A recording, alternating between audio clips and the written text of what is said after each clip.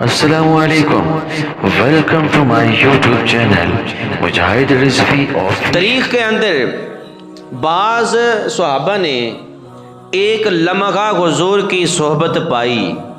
بعض صحابہ نے ایک دن حضور کی صحبت پائی،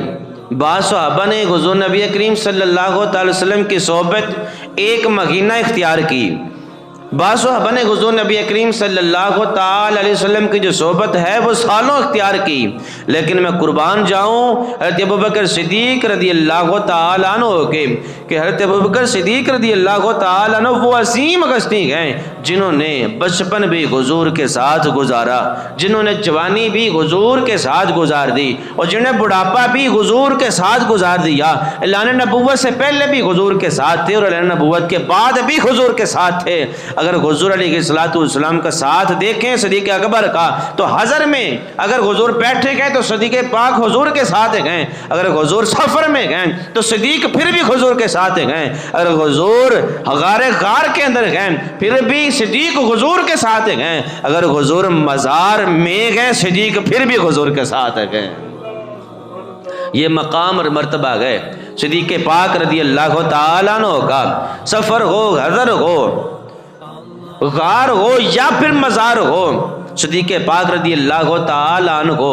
بچپن سے لے کر مزار میں سونے تک حضور نبی کریم صلی اللہ تعالیٰ علیہ وسلم کے ساتھ رہ گئے۔ اگر یوں کہا جائے تو غلط نہیں ہوگا کہ صدیق پاک رضی اللہ تعالیٰ عنہ کا قرب جو ہے حضور کا اس طرح نصیب ہے جیسے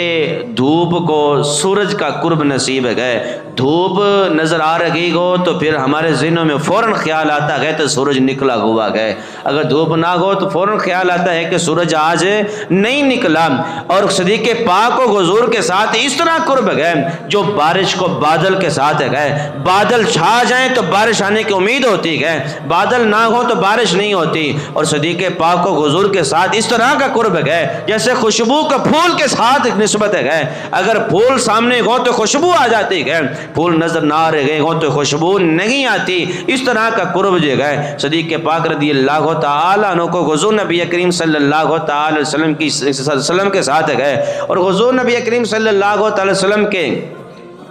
غلاموں کی دوسری نشانی کو بیان کرتے ہوئے اللہ رب العالمین نے پاک کلام کے اندر ارشاد فرمایا،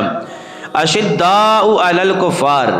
والذین معہ، اس سے مراد صدیق پاک کی ذات ہے جو صدیق پاک سرکار کے ساتھ رہ